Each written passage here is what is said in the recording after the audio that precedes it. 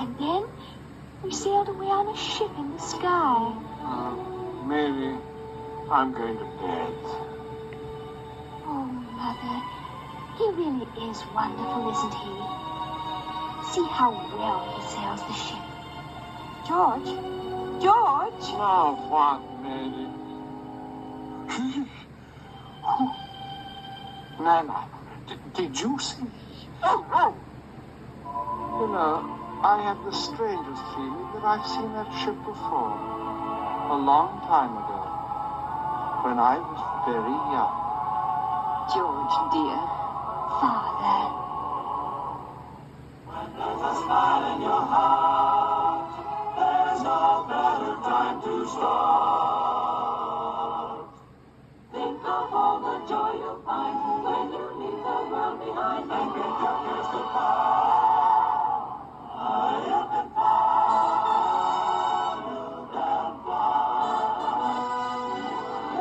The End, a Walt Disney production.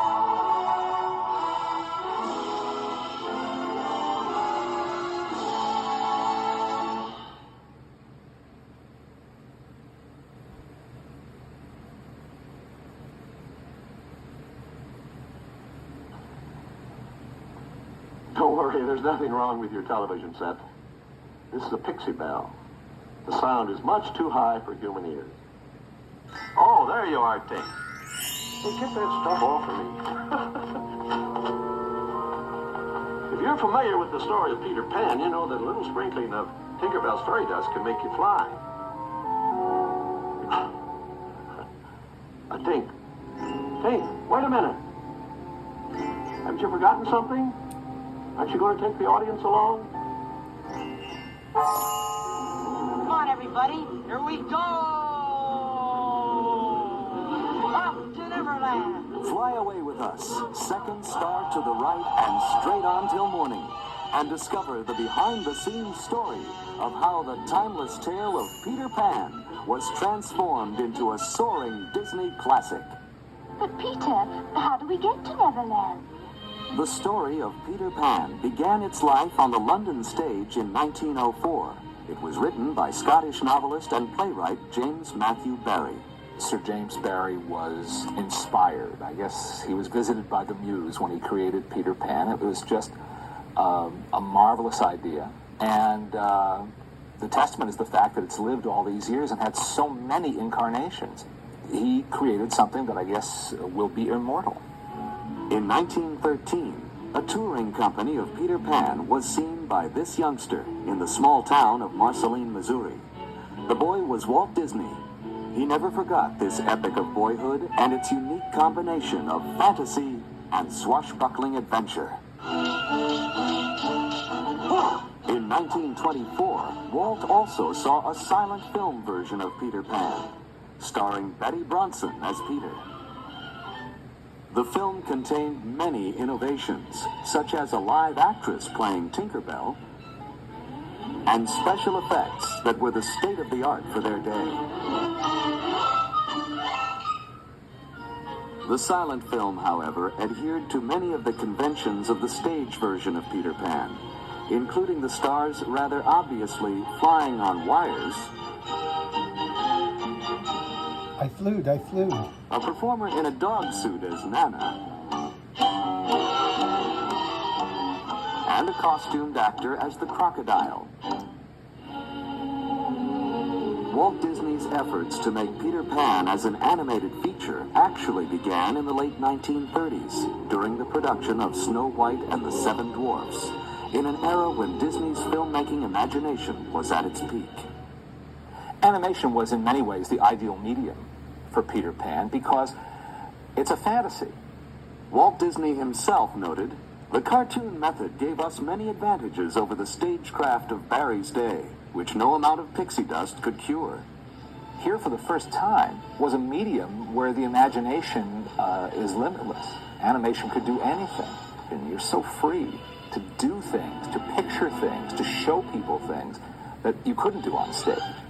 In 1939, Disney acquired the screen rights, and by early 1940, storyboards were begun.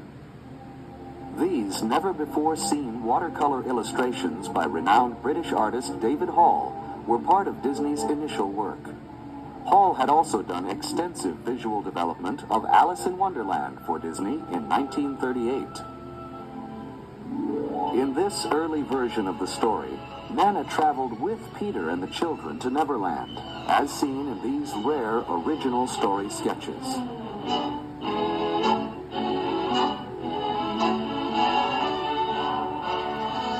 Much of the art created at this time was also darker than the original play, and far more sinister than a typical Disney effort.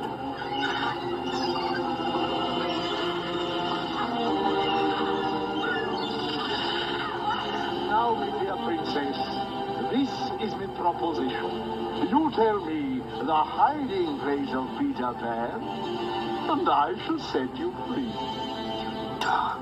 You'd better talk, my dear. This is your last chance, Tiger Lily.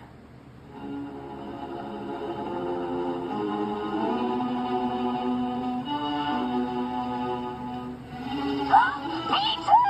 Here's your spirit.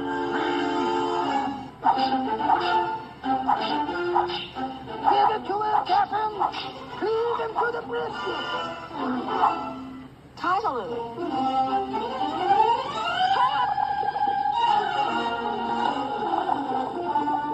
Another part of this early work was an elaborate musical number for Captain Hook's pirate crew, which was ultimately replaced by a different song, The Elegant Captain Hook. An attempt to persuade the Lost Boys to join the pirates' ranks, this earlier song, written by studio music director Frank Churchill along with Ray Kelly, is reconstructed here using a rare song demo recording, coupled with never-before-seen storyboard drawings of the original sequence. Aye, pirates, the only life for red-blooded men. If you're thinking of the future and you'd like a life of ease, if you'd like to make a fortune for your crew, if you've ever had a hanger run to sail the seven seas, then a pirate's life is just the life for you. Yo ho ho, up to Erie you must go, so you might as well make up your mind to sign. If you'd like to share a plunder, if you care for blood and thunder, simply step right up and sign a dotted line. By 1941, a basic story structure was completed. However, the onset of World War II stopped the development. After the war, Walt Disney brought Peter Pan back into development. Progress continued throughout the 1940s, including extensive concept art by renowned color stylist Mary Blair. Finally, in 1950, he said, now's the time, let's do it. And they did. The Disney version of Peter Pan has another interesting first. It's the first time a boy was shown as Peter Pan. There had been a tradition from the time of Maude Adams on the stage and right through Mary Martin and in recent years Kathy Rigby, Sandy Duncan, many others have done it, of women playing Peter Pan. But it was something that was broken, a tradition that was broken by Walt Disney by showing Peter Pan as a boy. Now, it's an animated boy, but it was really a boy's voice, and he was depicted as a boy, which is what he's supposed to be.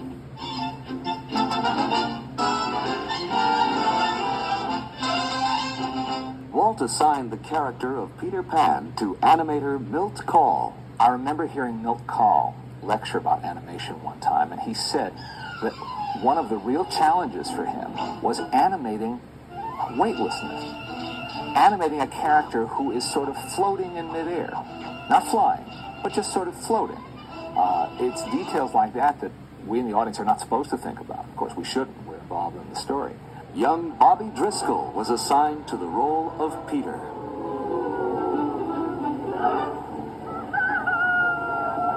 Where is that villain, Captain Hook? I'll slice him up and throw him to that crocodile. I guess Bobby Driscoll was an obvious choice for Walt to make because he was the resident juvenile star at the studio. Driscoll had debuted in Song of the South, after which Disney cast him in several projects, including So Dear to My Heart and as Jim Hawkins in Treasure Island. Get on with it, girl. My name is Wendy. Wendy Moore, answer the door. Wendy's enough. Walt also didn't have to look far for the voice of Wendy. he found what he called the gentle and gracefully feminine voice in the same actress who had played Alice in Wonderland, Catherine Beaumont. I heard about Peter Pan because the studio had started working on the writing part of it. I went directly from finishing Alice and immediately started working on the voice for Wendy. Oh, slave in the mirror, come from the farthest space. Through wind and rain I am here, young mistress. Oh my goodness, you got here in a hurry. I didn't get to finish the magic words. Well, it so happened that I was in the neighborhood. Hans Conried, seen here as the face in the magic mirror, was cast in the tradition of the stage play as both Captain Hook Peter Pan. and Mr. Darling. Out! Out, I say! Hans Conried was inspired casting, you'd have to say, as Captain Hook. He was a consummate actor and had been one of the busiest and best radio actors throughout the 30s and 40s.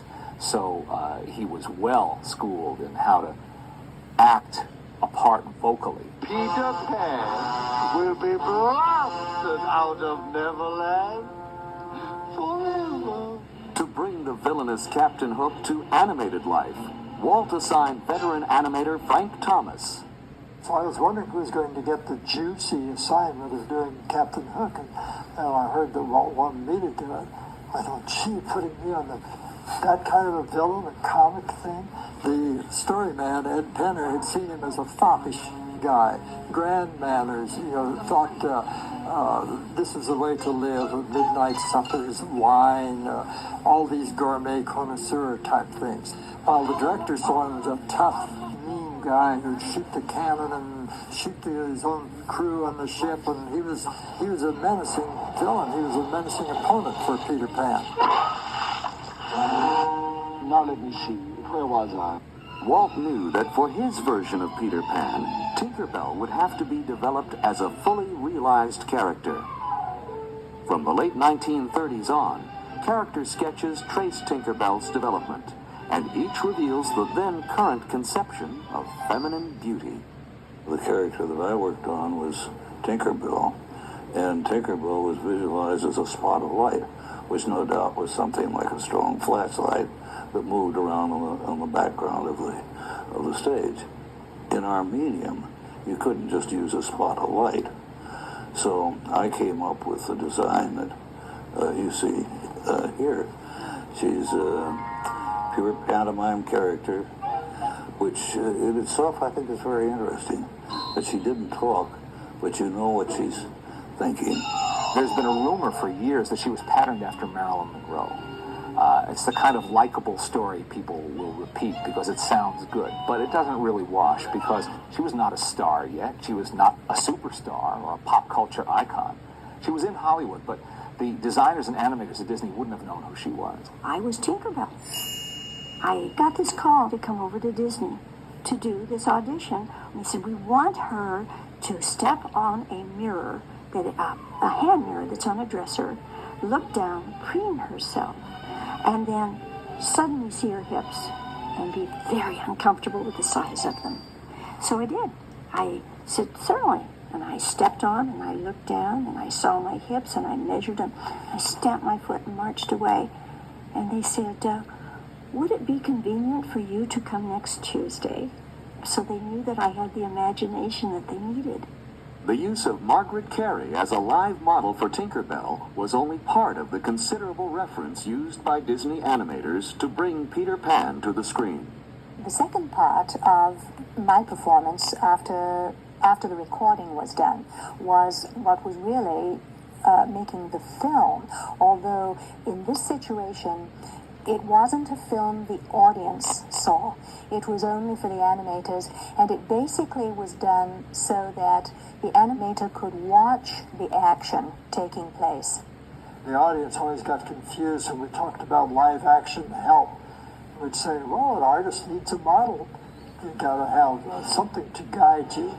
But it's also very helpful in little ways of a guy turning looking back over his shoulder, how far do you turn his head? And you find if you got the real person to do it, this other arm here would come out as a turn, or something would come up to his chin, or some little thing you hadn't thought of. And very often that would make the scene come alive. A codfish on a hook. I'll get you for this plan. If it's the last thing I do. If America has an art form, I'd say it's the Disney feature cartoon. After nearly 2 decades of work, dozens of story treatments, and thousands of drawings, Walt Disney's Peter Pan was finally finished. It was first released on February 3rd, 1953, and was an immediate audience favorite. It has remained one of Disney's greatest animated achievements and a beloved classic. When we watch Peter Pan, guess what? It's all safe. We all come back all right. It's a story that has meaning for everybody, adults, looking back and seeing this little boy who doesn't want to grow up. The idea of keeping that youthful spirit, not surrendering your childhood, well, that's a very strong idea and a very magical one that has enormous appeal. And then, of course, it was sprinkled with that Disney magic. Talk about, a perfect marriage. Peter Pan and Disney. I have the strangest feeling that I've seen that ship before. A long time ago. When I was very young. You can't go.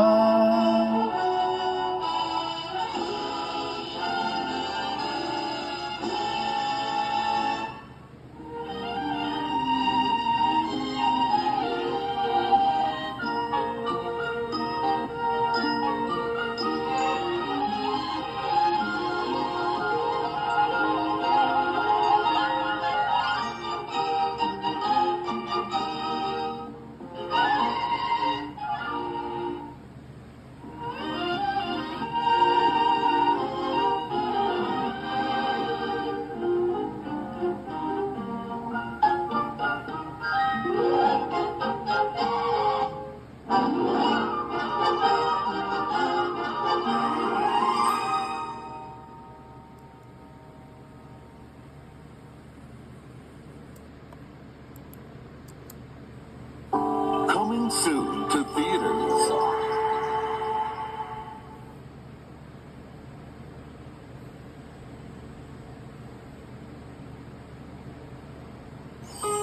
Toward the second star to the right, and straight on till morning, there's a land you've always believed in. A boy who's never grown up, and an all-new adventure waiting to begin.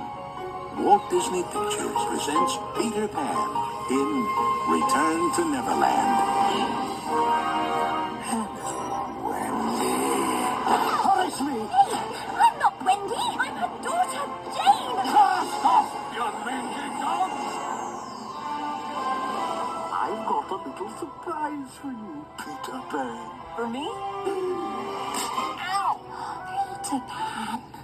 Tinkerbell? My guess is I'm dreaming. If you're Wendy's daughter, you're gonna love it here. Coming only to theaters, the one and only Peter Pan is back. With new characters. Save me! And new music in an all-new adventure filled with Disney magic. I proclaim you, Jane, a lost boy. A lost girl. How will I ever get back home? The only way out of here is to fly. I've got to try. Walt Disney Pictures presents I'll always believe in you, Peter Pan. Peter Pan in Return to Neverland. Okay, Pink, let her have it. An all-new adventure coming only to theaters February 2002.